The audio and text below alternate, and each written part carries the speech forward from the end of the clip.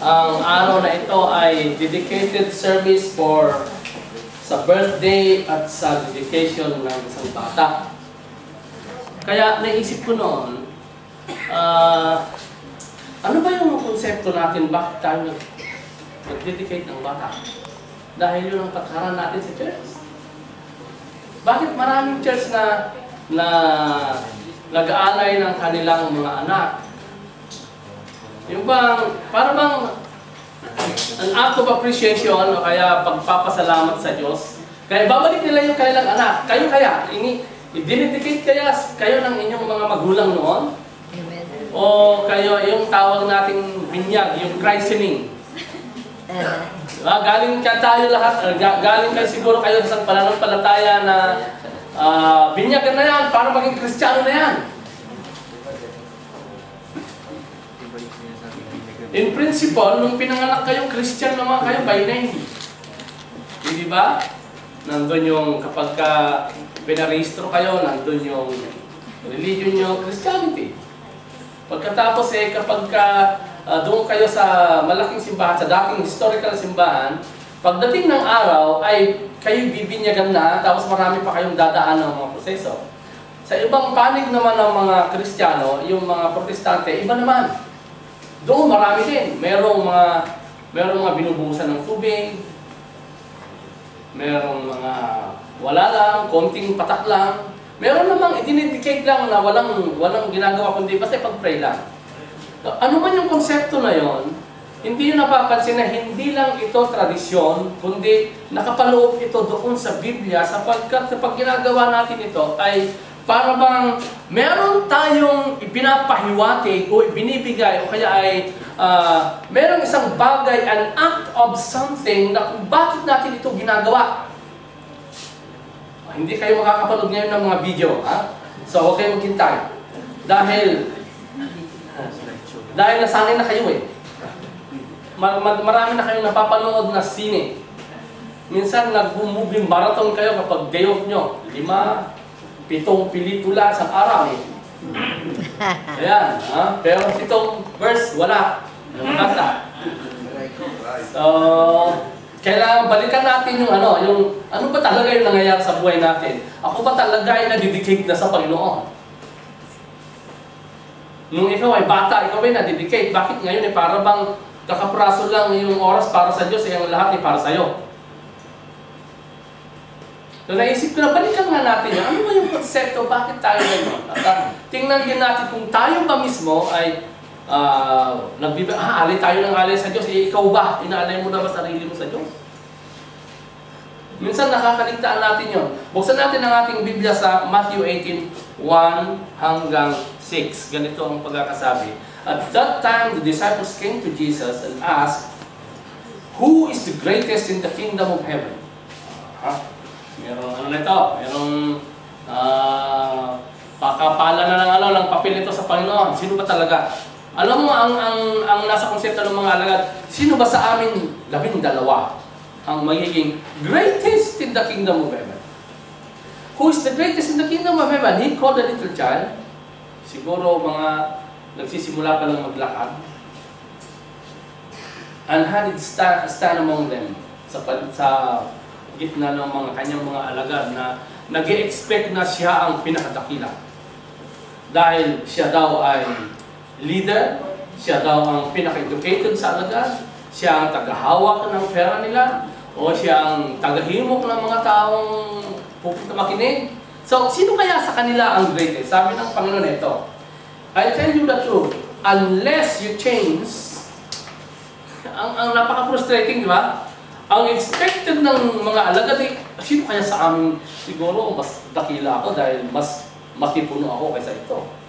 O kaya mas mataas ang pinag-aral kasi ito. Ang sabi ni Jesus, unless you change your mind. Sabi niya, unless you change and become like little children. Kung hindi nyo babaguhin yung mga mentalidad nyo na yan at gawin nyo kayo maging isang bata na katulad nito, you will never enter the kingdom of heaven. Ito na. Kung sino yung pinakadakila, ito po yung mahirapan pang pumasok pala. And then verse 4, therefore whoever humbles himself like this like this child is the greatest in the kingdom of heaven. Whoever welcomes a little child like this in my name welcomes me. But if anyone causes one of these little ones who believe in me to sin, it will be better for him to have a large millstone hung around his neck and to be drowned in the depths of the sea. Dakilang Diyos, sa iyo po kami lumalapit, Panginoon, at dumadalangin na ikaw ang mangusap sa amin. Huwag mong hayaan na ang gagawin namin ngayong umaga ay maging lang isang gawain, tradisyon, o kaya ay ordinansa ng pananampalataya. Kundi gawin mo, Panginoong Diyos, na paalala sa aming lahat ang kahalagahan na kami ay nakatalaga para sa iyo upang ang buhay namin ay maging kaaya-aya sa iyo, upang ang lahat ng mga mangyayari sa buhay namin ay magiging kabahagi doon sa plano mo na gawin mong buo ang aming buhay. Salamat po. In Jesus' mighty name we pray. Amen. Okay, balikan natin yan, ha? Bagong setup. Today, we will have a child dedication message. Ang message na para sa child dedication. Salamat naman. Dinumputan niyo ito dahil ulitin ko, ang dami nating pinupuntahan na binyagan, na para bang maging Kristiyano yung bata. Kung napunta kayo sa mga Protestant churches o mga fellowship na ganito ay merong child dedication. Pero napansin nyo na ba na ang tanong eh, yung mga bata ay dinidedicate? Yung matanda kaya? Eh kung gawin kaya natin ngayon, ang araw na ito ay una ay dedication ng mga matatanda upang mamaya ay maganda yung pag-dedicate natin sa mga bata. Hindi nyo ba tinanong yung sarili nyo? Mabuti pa yung bata na dedicate na, eh ikaw kaya? At paglaki niyan, ay makikita natin na kapag ka nagpatuloy sa church, totally na, or gradually na, makikita mo nakalagay sa kanya, nakatalaga sa kanya yung a dedicated person, whether young or old, for God. Okay, so, humanda kayo dahil siguro, nasa challenge na kayo, dedicated na nga ba ako, ba't magninginom na ako eh. Dedicated na yung inaanak ko, ako ba? Hindi pa. O kaya, anak ko, dedicate na, eh ikaw, ng magulang. Ang hilig natin magbigay sa Panginoon ng mga bagay, o kaya ng ibang mga pero yung sa atin, hindi. Huwag ako, ito lang. Alam niyo ba na kapag ka nagbigay kayo sa Panginoon ng isang bagay na hindi kasama ang buhay niyo, ay hindi buo yung bigay niyo? Ang sasabihin sa inyo, hindi mo kailangan niya, ang kailangan ko ay ikaw. Okay. Now, giving back to God the best gifts that He has given us. Ibabalik natin sa Diyos yung the best gift. Isipin nyo na kung ano yung pinakamagandang regalo na natanggap ninyo sa buhay ninyo. Other than your life. Na iba lang sa buhay nyo. Yan, that special gift dahil buhay nyo yan. God has given you that as a gift also, but think of some other things. Isip nyo isang bagay. Isang boyfriend ba yung the best gift na ibigay sa inyo? O asawa? O may trabaho? Hindi nyo alam, di ba? Now, ito yung araw na we give back to God the best gifts that He has given us. Maaring tagumpay sa buhay, maaring katayuan sa buhay. Now, this is the day, ito yung araw na kung saan we dedicate ourselves and we give back to God the best gifts. Eh? So, isipin nyo ninyo. Eh, kung pera, alam mo, bigyan nyo na yun. Giving back to God the best gift that He has given us. Ang tanong eh, will you be willing? Will you ever give back to God the best gift? So, sasabihin, akin na ito, binigay na. Bawa, nagkamali sistema. May pumasok sa bangko mo na pera. Pagtingin ba? Nagkamali ng bala ng pasok ng mga nasa bangko. Uy, may, sa halip na 100, 1,000 ang pumasok. Nag-isip ka na kagad kung anong bibili mo. Hindi, babayaran mo yun. Babalik mo yun. Sa ayaw sa gusto mo, abulin ka at ibabalik mo yun. But when God gave us gifts, kapag tayo binigyan ng Diyos ng mga regalo, well, it's up to you if you give back or not. But it's yours. Sa'yo na yan. Unless you squander it away, lulustayin mo, then nasa sa'yo yan. Pero, inihintay ng Diyos na sasabihin sa Panginoon, ang ganda naman ito. Para sa'yo ito. Pero gagamitin ko. Huwag gano'n. So, ganyan namang magbigay ng Diyos eh. He doesn't need anything from us. What He wants is us. Okay? So, God is pleased when we give back a part or a whole. Nalulugod ang Diyos kung bibigyan tayo kahit parte lang. Hindi naman lahat ang ginagawa niya eh. Just a part, but it should not be a very, very tiny part.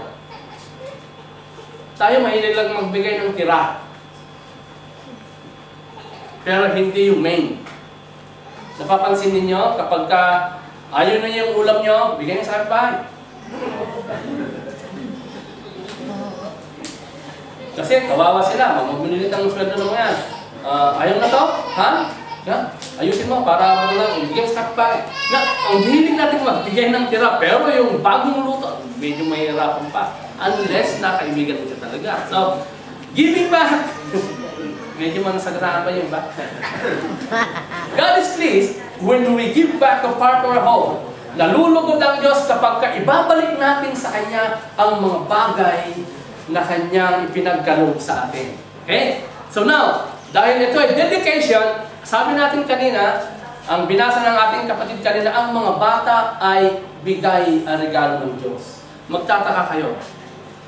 Kung sino pa yung mahirap ang buhay, lalo na sa atin, siyempre binigyan ng maraming anak. Kaya sabi ko, Panginoon, bigay mo ba talaga yun? Namansin niyo? Yung mahirap lang magpakain ng mga anak, naku, sunod-sunod ang anak.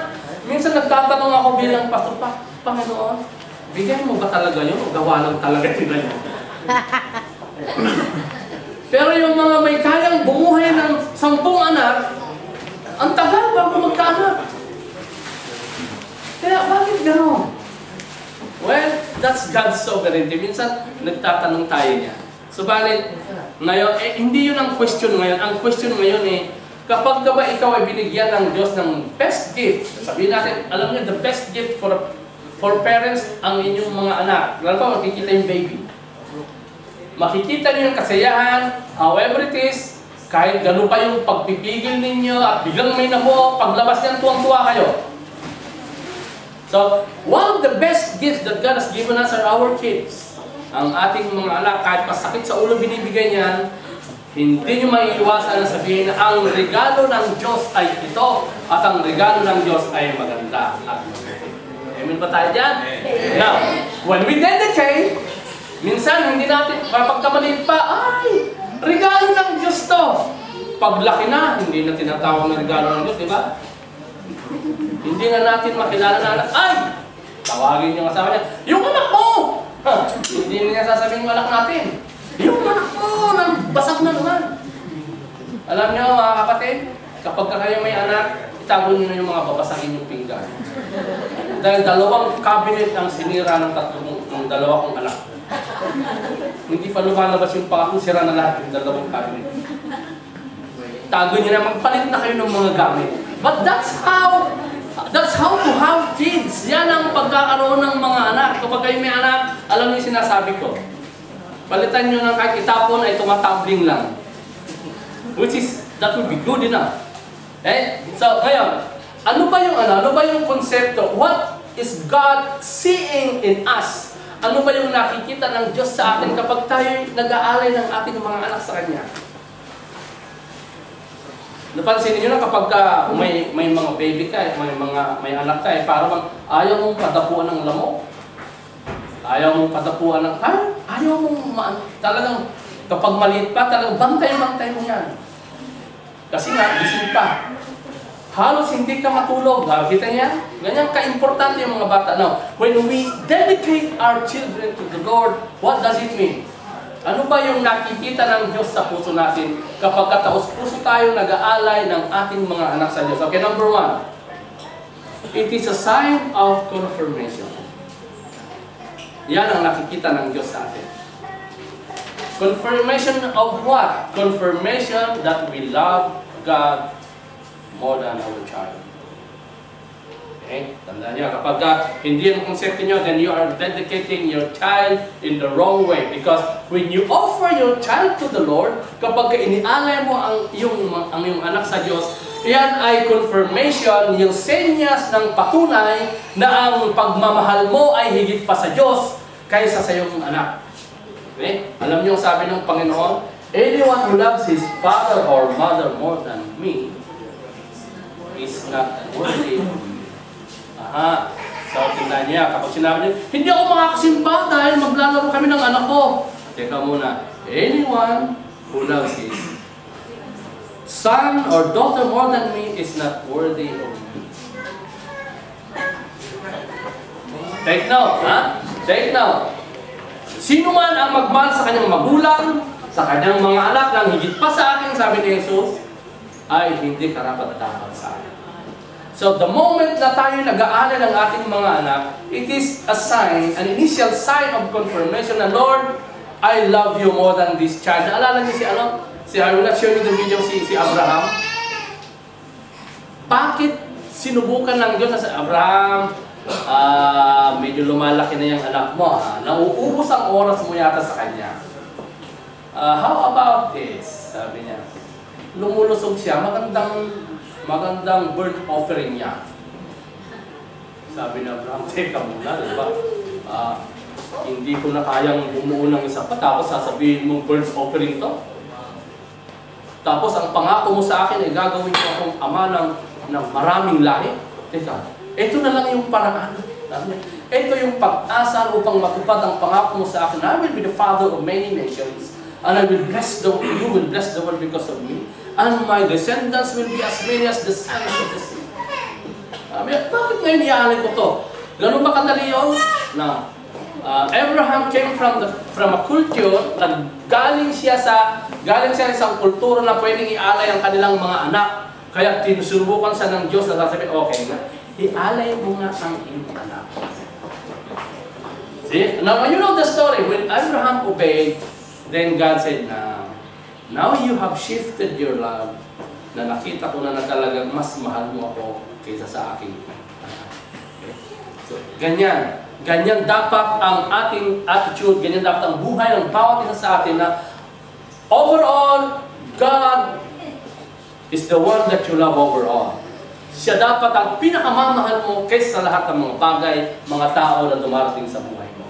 Okay? Now, it is a sign that we love God more than our children kapag tayo nag-aalala ng ating mga anak. That's saying, Lord,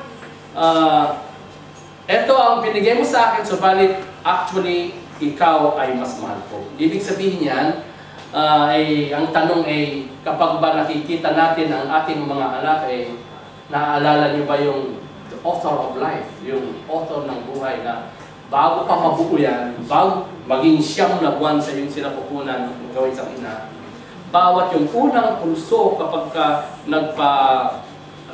ultrasound ka, hindi ba naramdaman mo yung kagalakan, but do you ever think about God who is the author of life? Now, talking to you as adults, bilang mga adults na kinakausap ko kayo, bawat umaga na nakita mo na ikaw ay malakas, bawat umaga o bawat gabi na ikaw ay magpapahinga at makita mo na marami kang natapos sa buong araw, naalala mo ba ang author ng buhay mo? Now, when you come today sa confirmation, samahan mo yung bata sa pagdedicate sa kanyang buhay sa Panginoon, ihaalay ko rin ang buhay ko sa iyo. Kasi every day that I see my life prospering, sa bawat araw na nakikita kong ako'y malakas, maaalala kita na hindi na sa ibang tao, kundi ikaw na nagbigay sa akin ng buhay. Do you ever think about that? Kapag ka napupromote ka sa trabaho, do you ever think of God who has given you the ability and the skills and the life to live on earth, having all those promotions, having all those victories, having all those success in life?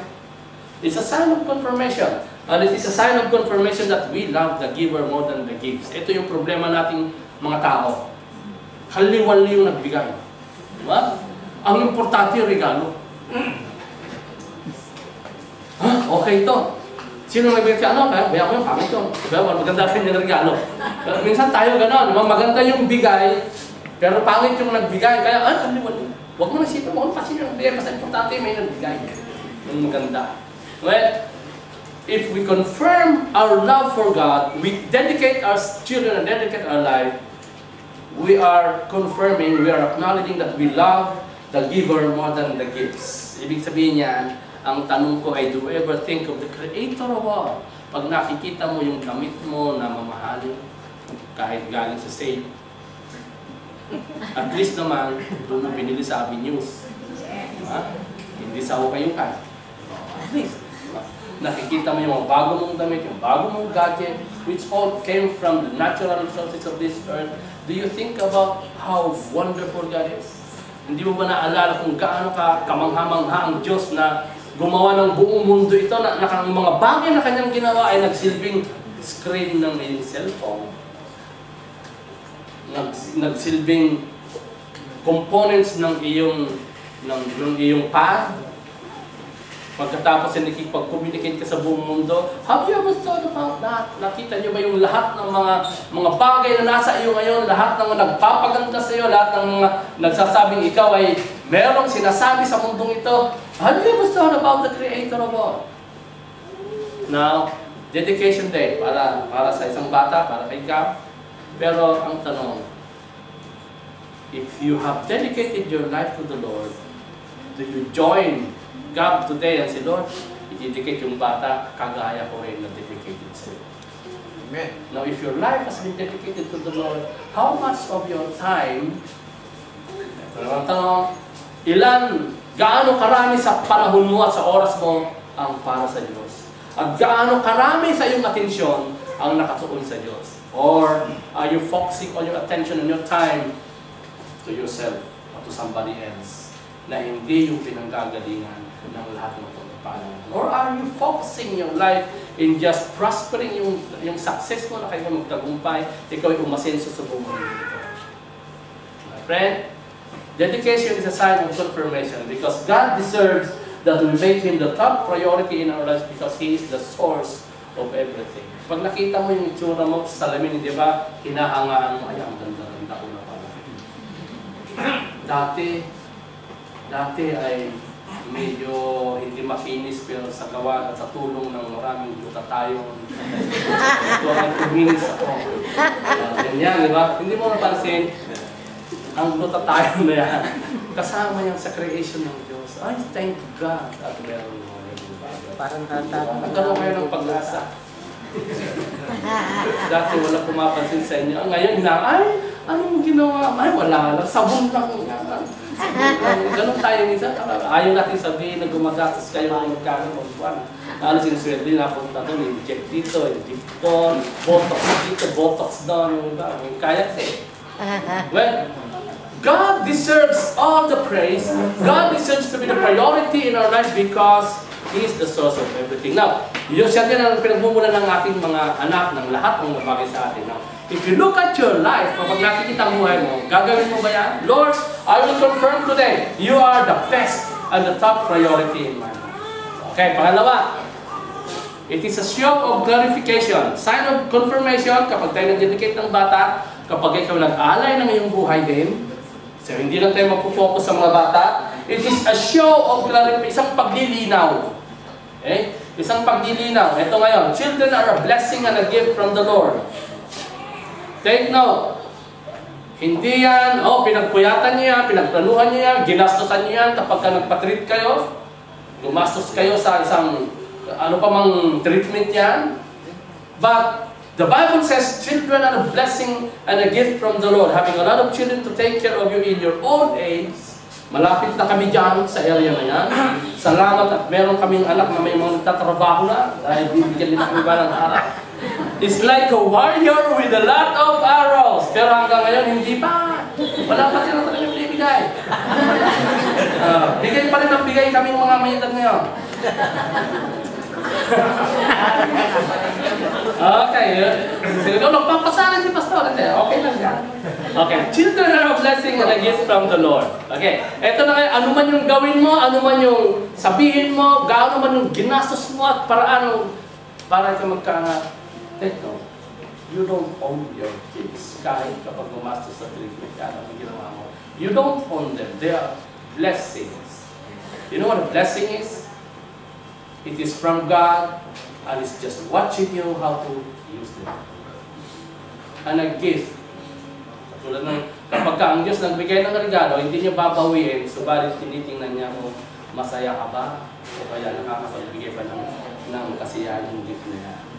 And then, yung regalong yan, di ba, sabi ng Biblia, they will take care of your own. So, one day, the gift that God is giving you or giving you all the time will be of such an important use in your life. Okay? A show of clarification, isang paglilinaw, that what?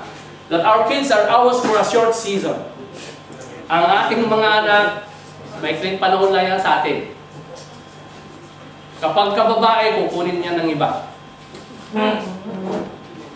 Kapag kalalaki, lalayas yan at mag-iibang bahay. Ganun lang kasi niya. That's a cycle of life. O, papansinin niyo, ang baby ko, kaya pag tumanda, kaya kasama ko pa rin ang aking mga anak. Ayaw nila yun. Ayaw nilang kasama ang isang uugot-ugot na katulad natin. Ayaw nilang mag-alaga ng mga uugot-ugot. Gusto nilang magsarili. So, tandaan natin na our kids are ours for just a short season. Ilang panahon lang yan. It's either we leave them or they leave us. Baka una kang pumanaw o kaya pagdating ng araw sila nagkaroon ng sariling buhay, sasabihin pa, o daddy, o mommy, o mama, doon na kami titira. Dadalawin namin kayo twice a year. Yun na lang yun. Oh my God. Yun na lang yun. Kapag nag-upload pa, once in 2 years mo makikita. Ganun lang, nangyari sa ating mga OFW, di ba? Once a year, or once in 2 years, anong mga expectation ng mga magulang natin kapag nag-upload tayo? Makikita na tayo buwan-buwan? Hindi. Well, maganda nga ngayon, meron ng Skype. But, yung Skype chatting ay iba kaysa sa personal na nahawakan mo. Napapansin niyo? Kahit chat ka ng chat sa Skype, magbabakasyon ka pa rin kasi mamimiss mo sila. Kasi gusto mo pa rin silang makita ng personal. So, this is it. Either we leave them or they leave us. So, it's a show of clarification that we don't own our kids. Now, if you dedicate your life, it's a show of clarification na sasabihin, Panginoon, ang buhay ko ay hindi naman talaga sa akin, it's yours. See? Kung gaano yung relation ng dedication sa bata sa atin, kung talagang dinededicate mo ang buhay mo, isang paglilinaw sa sayo at sa Diyos na sasabihin mo, Panginoon, naging ganito ako pero hindi naman talaga akin ang buhay na ito. All my success are not mine alone, they are yours. Okay? Our kids are ours for special reason. May dahilan yan. Napapansin ninyo bakit binigyan ka ng makulit na anak? Isang pasaway na anak. Okay? Either we build them up or break them down. Yan ang dahilan. God has given you kids to build them up, not to break them down. Kasi ibinigay sa iyo ng Diyos isang buhay ng isang tao upang gawin mong mas higit pa sana siya kaysa sa iyo. Now, if we dedicate our lives and our kids to God, we clarify one point. Panginoon, I don't own them. You only entrusted them to. Ipinagkatiwala mo sila sa akin, and I will do my best to know, and I will make it clear that they are not mine, but they are yours. Kasi nga, baka ikaw ang mawala, o baka sila naman ang umalis sa'yo. So, it's either on this short span of time, yung maikling panahon na ibinigay sa'yo yung mga ngayon, sa maikling panahon na ibinigay sa'yo ng Diyos, you don't know when is that time. Alam niyo, may mga nagpaplanong mahaba ang kanilang buhay. When I will be 80, I will do this and I will do that.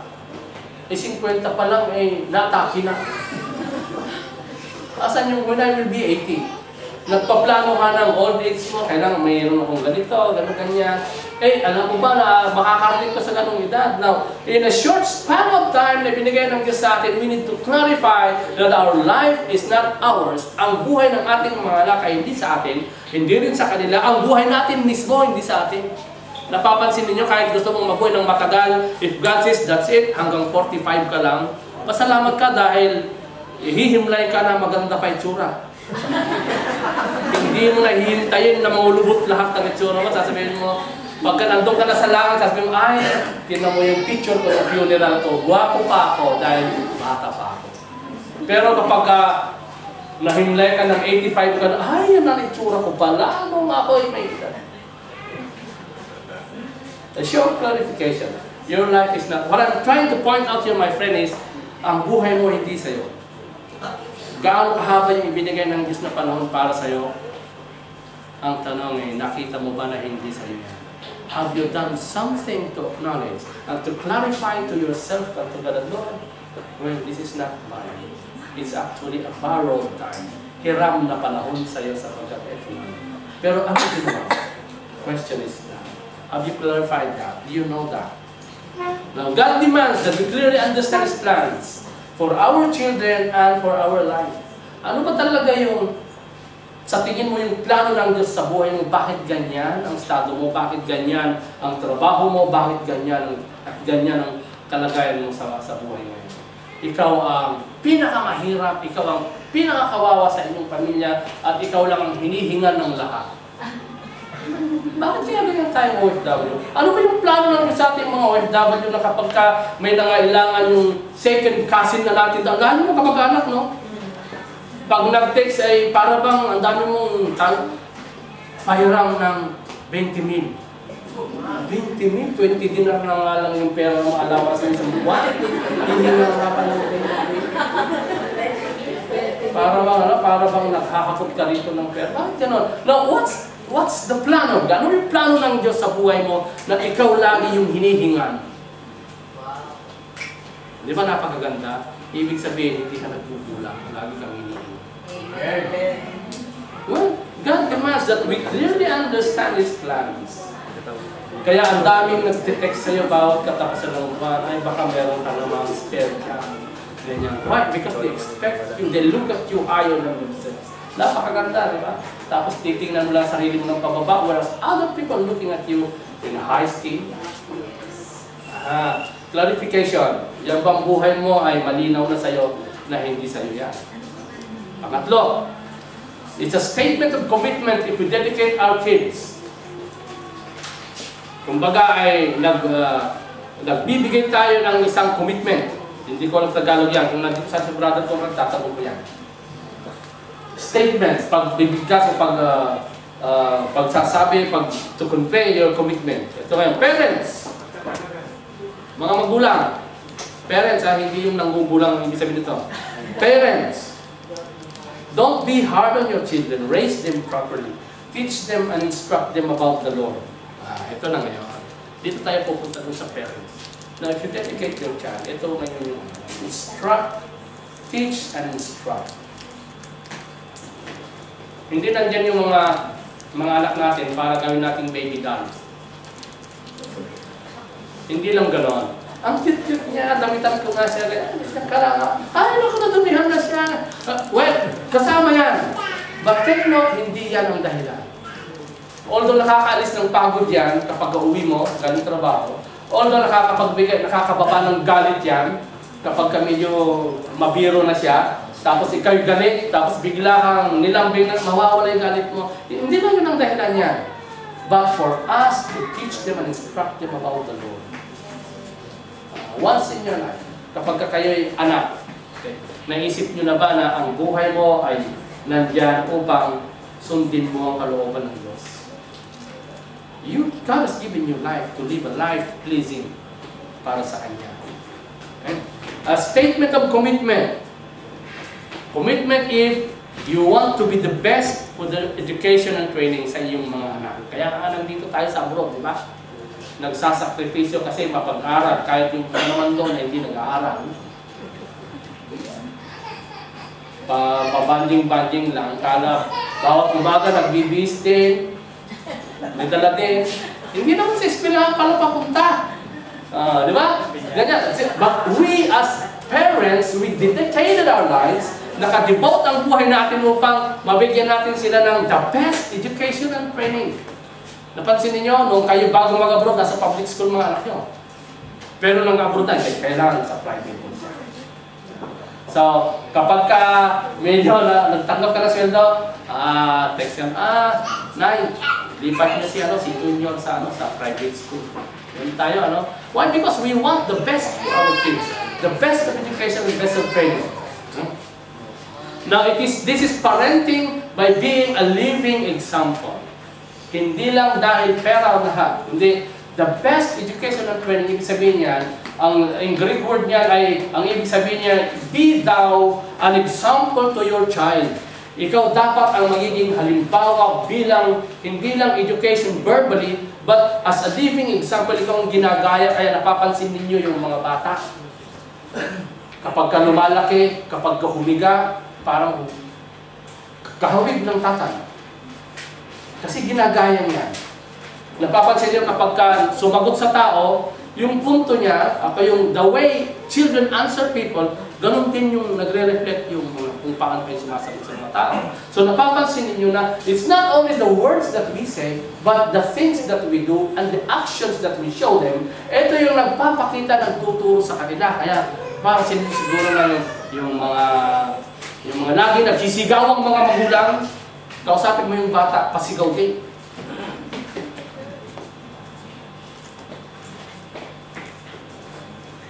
Well, napapansin niyo, because we are parenting is by living a life that is a living example. Hindi lang yun. A statement of commitment that we will be the best and we will do the best. Hindi lang yun. And we will be bold enough for the admonition and warning. Ang mga bata, people and kids are born with a sinful capacity. Ito yung kahit hindi mo turuan maging suwail ang bata, minsan nagiging suwail yan. Kahit paikutan mo siya ng mga anghel sa iyong tingin. Kahit paikutan mo siya ng mga tao na sinasabi mong mababait at magandang impluensya, a kid is always a kid. Ang bata ay bata pa rin. Na kapag ka nagipit, nagsisinungaling. Kapag kayo may ginusto, talagang kahit sabihin mong, wag, wala yun. Kasi gusto niya. Ganyan ang bata. So, be bold enough. If you're a parent and if you are today a person who is ready and is planning to be a parent, kapag kayo hanggang maging parent, be bold enough for the admonition, which means correction, and warning. That is parenting by being a living discipline. Dapat may disiplina. Hindi yung bata pa, sinasampal ka na niya. Pag laki mo, gugulpin ka na niyan. Amen. Diba? Kung ngayon pa lang, pwede ka na niyang sigawan at mumurahin yung bata pa, 3 years old pa lang, ako, kumanda ka, pag yan naging 18, hold upin ka na niyan ng harapan. So, it's discipline. Parenting is by being a living discipline. If they don't respect you now, when they are small, they will never respect you when you are old, and they will never respect other people. Now, that is true. Kapag ikaw mismo ayaw nilang respeto, na sila'y maliit pa, paano lang yung iba? Wala na rin silang respeto. So, a statement of commitment that we as parents, or you as an individual, would discipline yourself. Kasi nga, may kasabihan tayo, di ba? Kapag wala kang disiplina sa sarili mo, mawawalan ka ng respeto, at kapag nawalan ka ng respeto sa sarili mo, sino ang re-respeto sa'yo? Okay, statement of commitment. If we dedicate our children, we state this commitment and say, Lord, I will be the best person na magkakaroon ang batang ito para sa kanyang training and education. And I will be the best person para sa kanyang ikatutuwid kapag siya nagkamali, and warning at saka pag-protect sa kanya upang hindi siya mapasama sa mundo ito. Okay? A statement of commitment. Because if you give your life to the Lord, you're saying, Lord, let me discipline myself. Hindi dahil gusto ko, kundi dahil gusto mo. Hindi sa ayaw ko, kundi dahil ayaw mo. Kaya, ang mga bagay nito ay mangyayari. Okay? God desires that our children become the people that He's pleased on.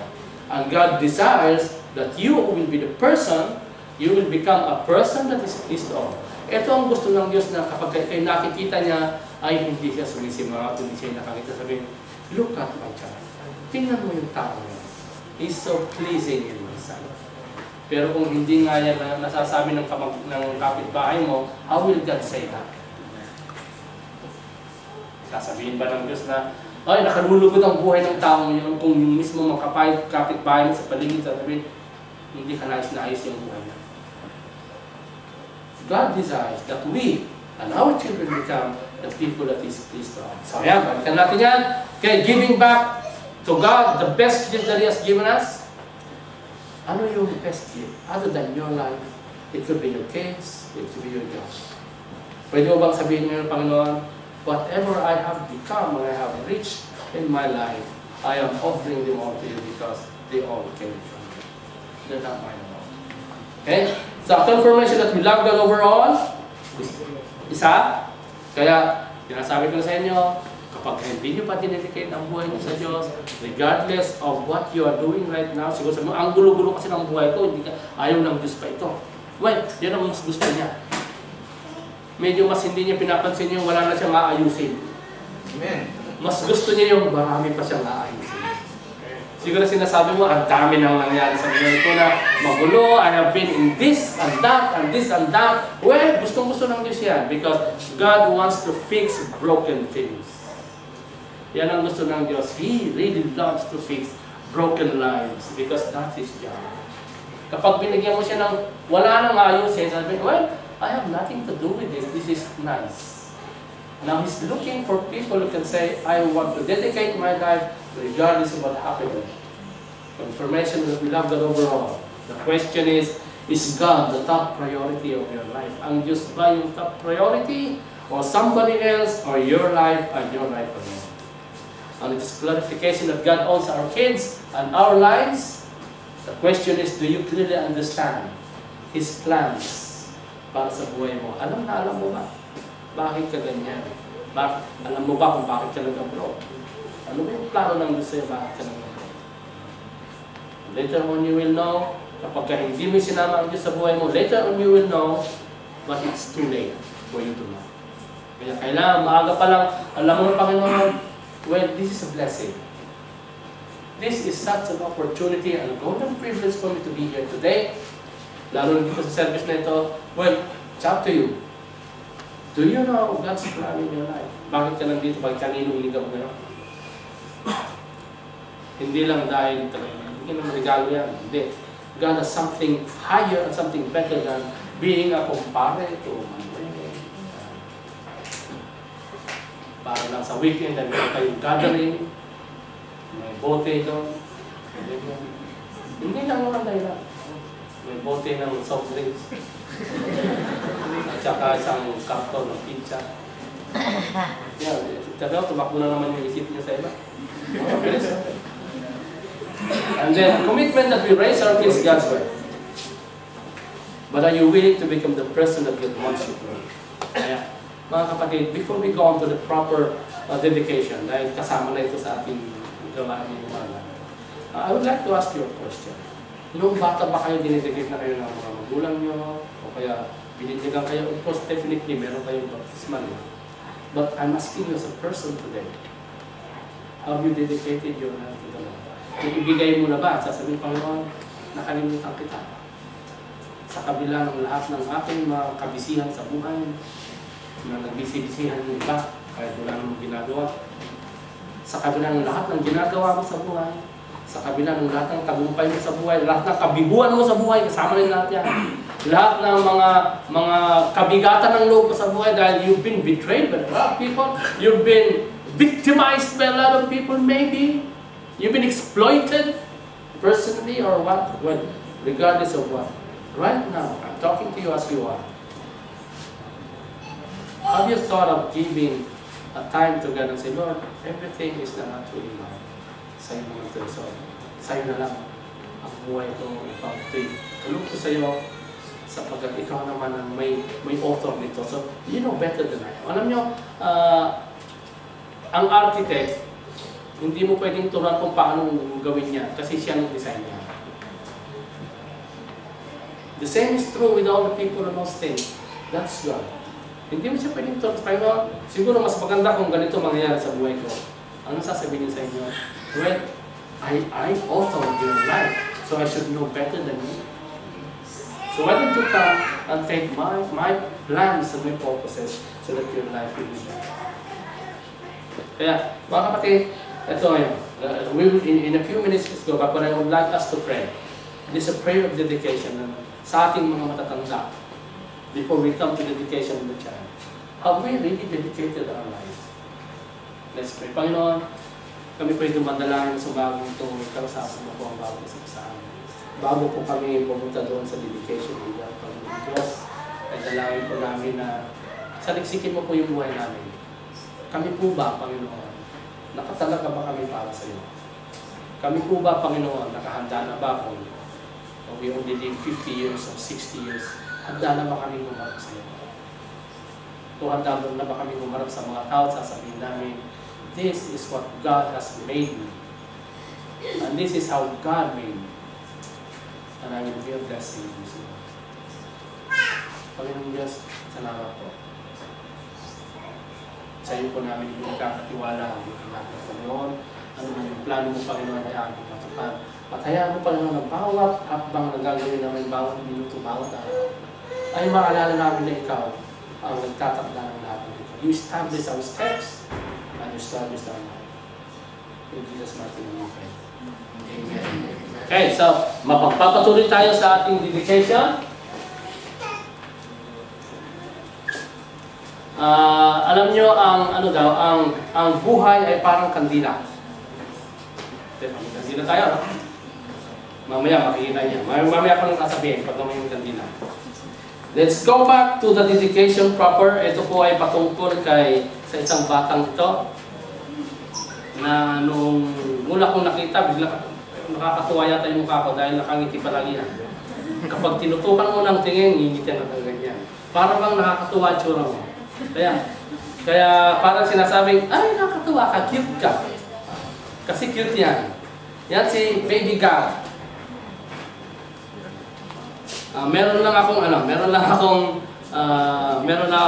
simple thing to say about this. They have not been with us for so long. Hindi pa sila tatagal sa atin. But they've been a blessing to us. Yung bata, yung ngiti niya, the way you look at them, they are a blessing to this church. Naging isang pagpapala sila, ng isang kaibigan, na kapag nakikita mo, they show us what happy family is. Ito yung nagpapakita na, masaya yung pamilya. Ito siya. Kita yan? Oh. Pag nakita kayo, nakangiti ka agad niya. Ito si Baby Gab, hindi niya alam sa niya. Siya ang the third, no? Pangatlo. The third son. Kaya natataka, Irene ka ba? Okay. Sabi ko si ano ito bakit Irene yung binigyan ng pangalan? Ito sila. Di ba? Kaya cute yung bata, kaya tingin yung parents cute din. Kasi yung pastor nila cute din. Si Manuel at saka si Irene. The third son, pangatlong lalaki na yan. Bubuo yata sila ng team ng football. Hindi ng basketball, football. Anyway, it's a blessing. Yan ang regalo ng Diyos sa kanila. Na katulad ng sabi ko kanina, today, they confirm that they love God more than the child. And they know clearly that God owns their child. And they commit to say, Lord, gagawin namin lahat para si God ay maging isang kagalang-galang na tao at isang kaaya-aya sa iyong harapan. Yan ang kanilang sasabihin ngayong umaga nito. Kaya yan, underline, August 15, 12 to 2. Yan. Kita niya yan? Yan. Yan. Tuwa-tuwa si Mikey dyan pag nakita niya.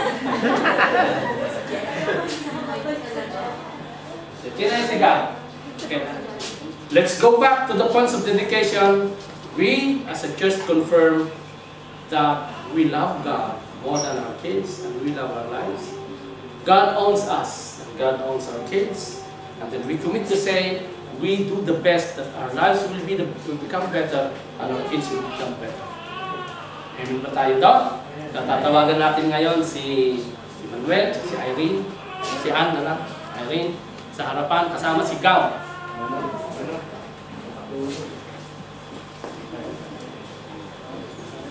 Natulog ba? Kargahin niya, ni dati niya. Tapos sino sa inyo yung mga ninong at ninang, pakitayo na. Siguro kasya tayo dito sa harap. Ayan, si Gab, gising na. Ayan si Gab, ang kanyang father, at saka si mother, the third son. Okay, dito na sa harap si Irene. Si Manuel, si Gab. Tapos yung mga magagandang ninang at saka mga gwapong ninong.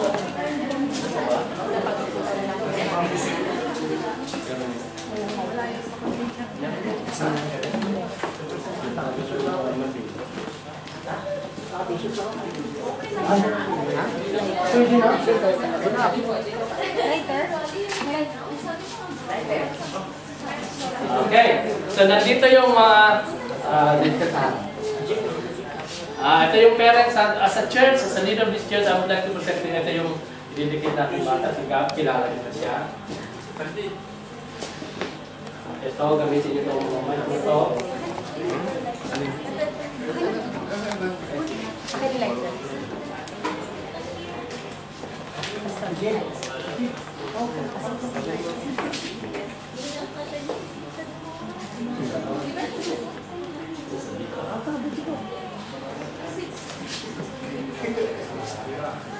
Hey.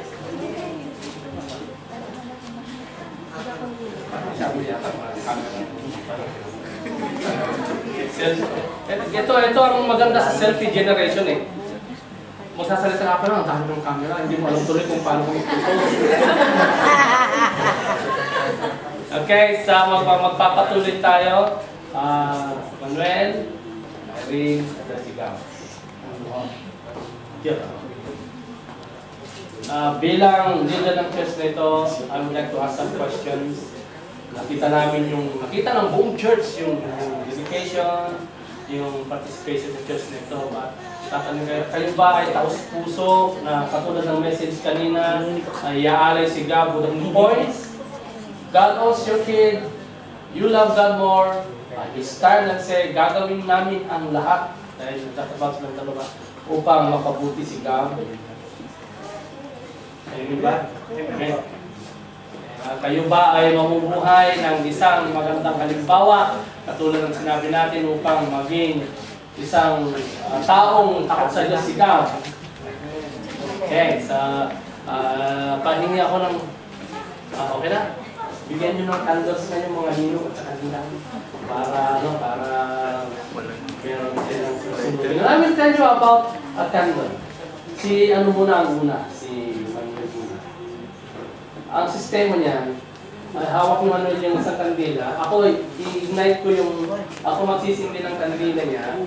Then, siya ang magpapasa ng ilaw, ng fire, ng ilaw sa kanyang mga kupare at saka kumare. Okay? And after I light the candles, pakihawak lang ng tayo para hindi tumulong sa akin. Kaya may papilyan para hawak na yung tulok para masabi na baka naman pagalitan tayo po pagalitan ng kandila dito. Kaya may papilyan na. Ang sabi ko kanina, life is like a candle. Kasi kung titingnan nyo yung kandila, mga ninong, mga ninang, papansinin nyo na life is full of light. May kanta si ano dito eh, si Riton dyan para kay kanda rin bulan. Kakatayin ko yata. Na ang buhay ng tao ay parang kandila. Napapansin ninyo, kung kukwenta niyan, it has a span of light. Hindi yan eternal fire. Kumbaga, kapag hinayaan yung ganyan yan, may lifespan yan, hindi pare-pareho. Baka unang maubos ito, o yun, baka mas mahaba buhay nun. Ganyan ang buhay ng tao. Mayroong lifespan. Kaya, tingnan niyo, ang buhay niyo parang kandila. The moment that you start living in this world, your fire has started. Nagsimula nang mag-apoy ang kandila at yung iba, hindi mo mamalayan, nagiging sumubos. Yung iba naman matagal. Tulad ito, ito, diba? Dalawa yung isa. Now, it should be full of light. Alam niyo yung gamit ng ilaw na yan. Kapag ka-brown out, pwede yan. Well, I'm speaking practically. Ibig sabihin ng buhay nyo, mga ninong, mga ninang, parents, will be a light to God. Isang ilaw para kay God. Hindi lang para sa kanya, para sa buhay niya rin, para sa inyong mga pamilya. Kapag kayo nagkapamilya, o may pamilya na kayo, o wala pa sa inyong mga magulang, ang buhay niyo dapat ay magbibigay ng liwanag. Hindi ito magbibigay ng kadiliman, because a small portion of light of that candle will dispel any darkness in life. Ganyan dapat ang buhay natin. We serve as light in our families. Kaya nga sabi ko, your lives ay parang pamilya. Life of a parent also is life of a family. One day, it will be turned off. Isang araw, hindi mo tatandaan. Hindi mo alam kung kailan. Please, tandaan. Yung liwanag niyan ay, ibig sabihin nga, glowing kayo ngayon, gwapo nyo ngayon, ganda nyo ngayon, pag tumanda kayo, para bang ilaw nyo ay magiging. Now, your glory will fade one day. Pero ang tanong, saan nyo gagamitin yung kandila ngayon? Saan nyo gagamitin yung buhay nyo ngayon? Ngayon, may panahon pa na kayo ay nagniningning at nagliliwanag sa inyong buhay, sa inyong trabaho, at sa inyong pamilya. Now, it's a challenge for you. Ngayon, tanong sa inyong mga ninang, mga ninong at ninang. Taos puso bang tinanggap ninyo yung pagiging ninong at ninang para kay God? Sure? Ito rin yung tanong. Bilang second parent ni God, kayo ba ay magsasabing gagawin nyo ang lahat kapag hindi na makaya ni Manuel at kanyari?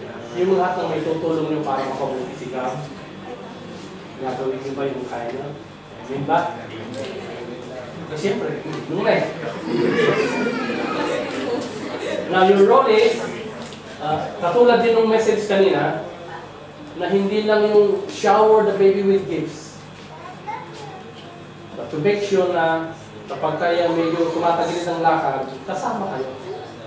Kasama kayo. Sa hindi kayo nyo susunsulan yung bata na pinalo ka ng papa mo, halika dito ka na, dito ka na sa bahay. Huwag na papalo sa dito. Hindi gano'n. Mga ninong at ninang, may mga gano'n. Kaya tuloy yung bata, mas mahal yung ninang. Kasi spoiled sa ninang, pero stricto yung ninang. So, don't be the parent. Kung ano yung gagawin nilang pagpakalaki at tama, ganun din tayo. Amen ba tayo doon? Meron tayong gagawin para kay God. We will anoint Him, but I would like to present to you, church. Ito yung family that would like to be a part of Logos Church in our prayers. Will you promise before God that they will be part of your prayers? Amen. Amen. Amen. Then,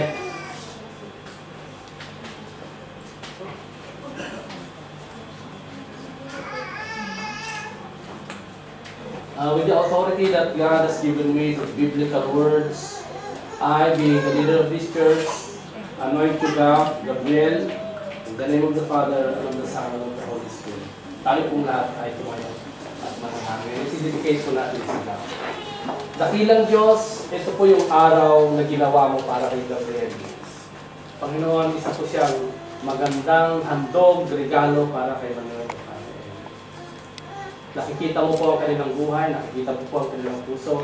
Dalangin po namin, Panginoon, na mag-umapaw ang iyong pagpapala para sa pamilyang ito at para din po sa mga ninong at ninang ito, Panginoon. Dalangin ko po ang kanilang mga personal na buhay, ang kanilang trabaho, ang kanilang pamilya. Dalangin ko po, Panginoon, ang Banal na Espiritu o siyang mausap sa kanila, hindi lang ngayong moment na ito, ngayong sandaling ito, kundi sa araw-araw na maalala nila na ang araw na ito na i-dedicate namin si Gab ay araw din na i-dedicate nila kanilang buhay sa iyo upang maging isang ninong at ninang ng isang bata na dedicated sa iyong harapan. Panginoon, bless mo po ang lahat ng hakbangin na gagawin ng batang ito. Palakin mo po siyang malusog, malakas at matalino na mayroong takot sa iyo. Bless mo po ang kanyang magulang, tatay at nanay na bawat gawin nila, Panginoong Diyos, ay magbubunga ng maganda at be prosperous, magkakaroon sila ng prosperity in life, that they would see the blessings and your goodness, hindi lang sa kanilang anak na siga, kundi mga nasa Pilipinas pa. Kaya salamat po. Sa po namin ibinibigay ang pinakamataas na papuri sa araw nito at sa araw-araw pa sa buhay ng Gabriel at sa kanyang mga in Jesus' mighty name we pray. Amen. Okay, so we celebrate. Palakpakan natin ang Panginoon dahil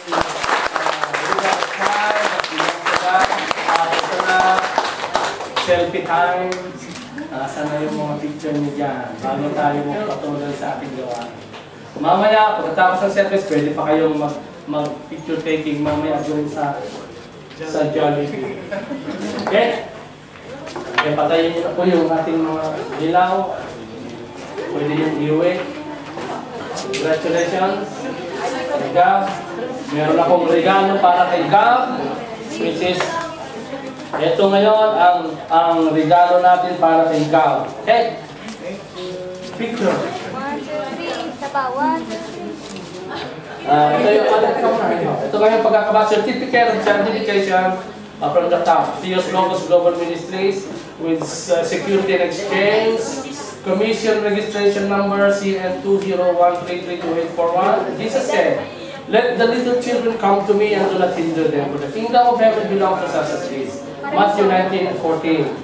Certificate of Child Dedication. This certificate confirms that Gabriel and Miss Maroliano was dedicated to the Lord by his parents and the senior pastor of Theos Logos Global Ministry covered at the Asia Restaurant, Kuwait City on the 15th day of August 2014. Signed by me.